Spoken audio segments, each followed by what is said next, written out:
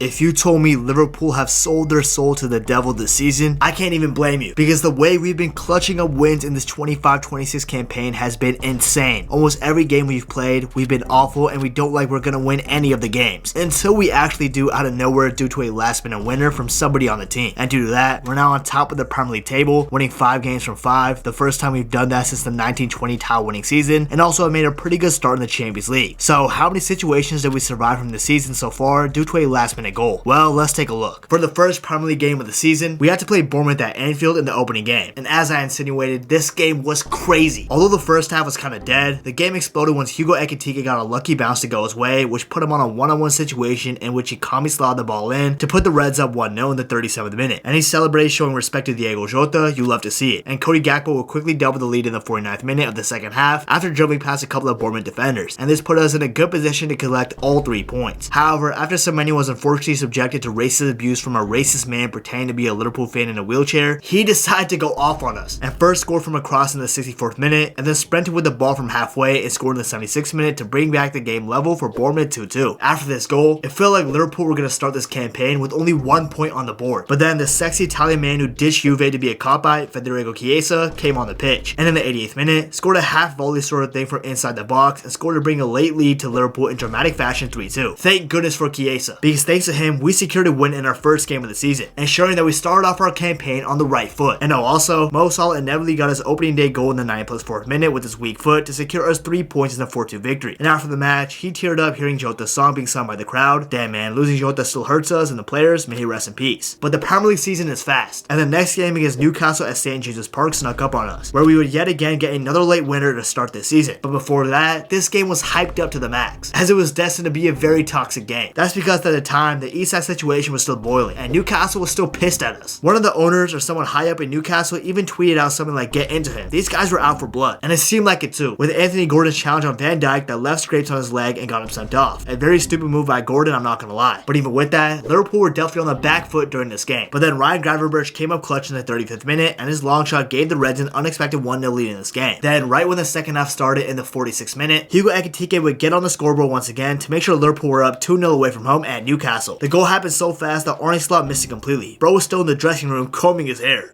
Because in the 57th minute, Bruno Guimaraes completely bossed Kerkez, which I have no idea what he's doing there, ducking his head like that, and he scored to bring Newcastle back in the game. Then William Osula, a forgotten man in Newcastle squad, came up clutch as he got around Konate easily, who was having a poor game, and scored in the 88th minute to level up the tie 2-2 at home. It seemed like Liverpool were destined to drop points, but just like in the game against Bournemouth, Liverpool took Nick 830's advice pretty seriously. Never back down, never what? Never give up! Let's run it! Let's go! And the young star boy, Rio Ngumoha, who was then 16 years old at the time, gets free in the box with Szoboszlai dumbing very cleverly for him, and he finished it brilliantly to become the 4th youngest Premier League goal scorer of all time, and also secured all 3 points for the Reds in a 3-2 win. We first had an Italian man who barely played for us save us in the first game of the season, and then against Newcastle in the second game, we had a 16-year-old clutch up and secure all 3 points for us. That is crazy, man. Give Chelsea another $0 because wow, this signing is incredible. Thank you, Rio, you're a beast. But like I said, the game's coming thick and fast, and the next match was an early title challenger against Arsenal at Anfield, and for most of the game, it was pretty dead, I'm not gonna lie. However, the match came alive in the 83rd minute, with Dominic Szoboszlai, the Steven Gerrard reincarnation, coming up clutch, because 30 yards out he has a free kick, and I'm thinking that no way this guy is shooting from that far out, but he does, and not only he does, he bangs it into the top left corner to bring a late 1-0 lead to Liverpool and helped us collect all 3 points once again in this 1-0 victory over the Gooners. That free kick was so good that it even left Riot speechless for real. I celebrated my butt off too at a bar when this went in. I was in complete shock. I never expected Szoboszlai to shoot from there, nevertheless score. But once again, remember, this was a late goal, a late winner, with it being past the 88th minute and the 83rd minute. And due to 3 late winners in a row, Liverpool went 3 for 3 and collected all 9 points available. And despite not looking the best on the pitch admittedly, we've been finding ways to win. And we did exactly that in the 4th game against Burnley. Now of course with Burnley, we should always expect them to play the most terrorist haram ball ever, more than Mikel Arteta himself. Burnley are the goats of the 5-5-0 formation, and they almost deployed this tactic perfectly, with them only having 90% possession of the ball. That's right, just 90%, and they had 0 shots on target with only 3 shots in general. These MFs weren't really trying to beat us, bruh. They were happy to sit back and just take a 0-0 draw. While us, Liverpool on the other hand, we had 81% possession, 4 shots on target, and 21 shots in general. That's why I don't get when pundits say, oh, Burnley deserves something out of this game. Like, bruh, no they didn't. No they didn't. But anyways, they almost kept us out from scoring, until that Tunisian bum Hannibal randomly smacked the ball out of the air inside the box in the 90+5th minute and got us a penalty. I guess you can say that Hannibal got penalized for a handball. Get it? Bro, cause Hannibal and handball?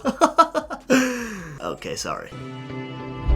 Okay, seriously, screw this guy Hannibal, bro. He thought he was so tough playing for Manchester United and trying to foul our players at Anfield, and then he mimicked Salah's celebration after scoring against Mo Salah's Egypt in the game. That's karma, bitch. He deserves that shit. Anyways, Mo Salah for the spot when it matters most. He was never gonna miss. And we ended up winning 1-0 at the last minute again. 4 last minute winners? Wow, that's crazy, huh? But wait, we are not done yet. Liverpool really said I got one more in me, because the Champions League was finally starting. And for the first game of the 25-26 campaign, we had to play Atletico Madrid at home. And the last time we played Atletico at home was during the 1920 season where Marcus Llorente had a masterclass and we lost 3-2 in the game right before COVID-19 plagued the world. I can never forget this game. I literally skipped school to watch it, and rival fans still talk about this hate watch to this day too. So I was just praying that we weren't going to get anything similar to that this time. But not gonna lie, we did kind of get something pretty similar. Not initially though, because in the first 6 minutes, we absolutely dominated Atletico Madrid. First in the 4th minute, Mo Salah took a free kick, and although he missed aim completely, that was an awful free kick, it took a deflection from Andy Robertson and went to the back of the net to help Liverpool go up 1-0. But then 2 minutes later, after some great play between Salah and Gravenberch, Salah had 3 Atletico Madrid defenders on him, and he shoved them all off and scored brilliantly past Oblak to give Liverpool an early 2-0 lead. We were looking so good, bruh. And that goal itself was beautiful. This was the vintage Liverpool I was excited to see. And not gonna lie, this might have been our best game of the season in terms of performance. We were having some pretty good chances throughout the game, but we failed to put another one in for the longest time. Instead though, defensively, we fell apart on a couple of occasions. And of course, the man who haunted us from before, Marcus Llorente, does it again for Atletico Madrid. First in the injury time in the first half, his shot gets a lucky deflection from Konate and ends up in the back of the net. This goal low-key should have been called off because Griezmann, who was miles outside, was blocking Alisson's view, but whatever, we went down 2-1. Not the end of the world. Until it felt like it was, with Marcus Llorente scoring an absolute screamer that was slightly deflected off McAllister, which went into the net in the 81st minute, and the game was brought back level 2-2. It felt like we were going to choke another 2-0 lead and start off our Champions League campaign with a draw. But just like in the games against Bournemouth and Newcastle, where we surrendered a 2-0 lead but somehow ended up scoring a winner despite that, the same happened again. And this time it was because of the colossal, the titan, the sexy captain, Virgil van Dijk. Because from a Szoboszlai corner kick in the 90+2nd minute, Virgil van Dijk gets his cute face on the end of it and scores brilliantly with his head to give us another late winner for the start of Liverpool's season. And we ended up beating Atletico Madrid at home 3-2. This time, even though Marcus Llorente scored another brace against us, with him having 4 of his 7 Champions League goals against us at Anfield, we got the good ending, with Liverpool winning the match this time around. You love to see it. From 5 out of the first 5 games, we won every game due to a last minute winner. We are simply inevitable. I am